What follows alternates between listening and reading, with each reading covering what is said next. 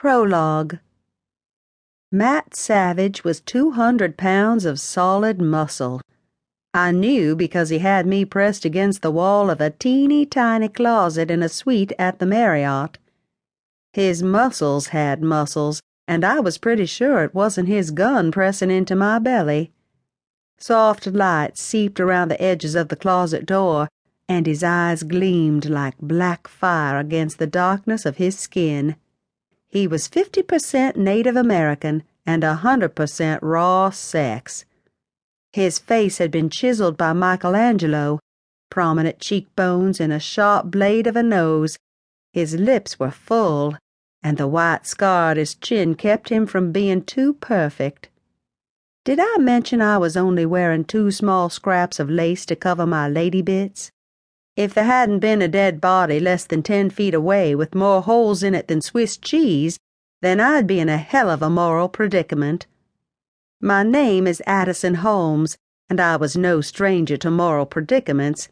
I was also no stranger to dead bodies, which was why I was gasping for oxygen instead of gasping in pleasure. If it weren't for the fact that I had one too many men in my life at the moment, I'm almost positive my morals would have known what the hell to do in this situation.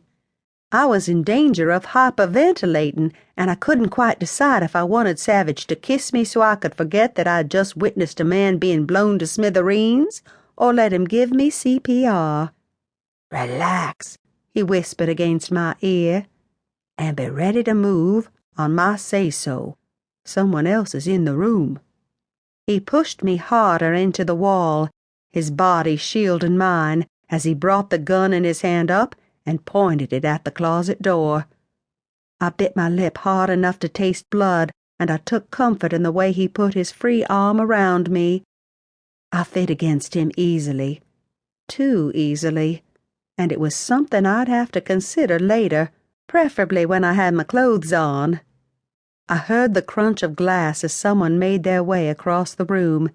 Then there was nothing but silence, and I knew whoever was out there stood just on the other side of the closet door.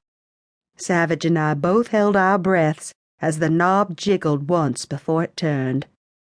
Light flooded the closet, and I squinched my eyes closed against the glare, not having any desire to actually see my death up close and personal.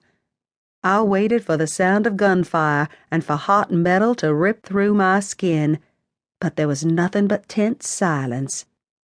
I cracked my eyes open one at a time and immediately wished I'd left them closed.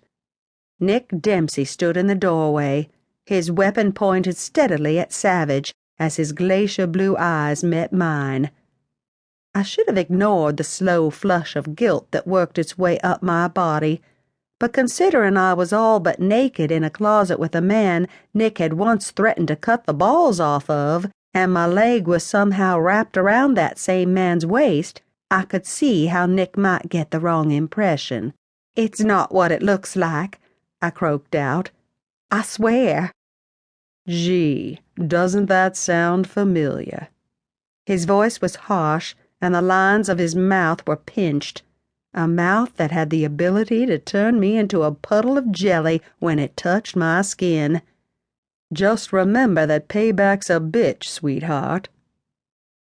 If looks could have killed, I'd already be 6 feet under. Nick and I had a tumultuous past, and from the looks of it, we were going to have a few road bumps in our future. Nick sure as hell knew how to hold a grudge. It's not like I meant to shoot him. My finger just slipped on the trigger. I swear.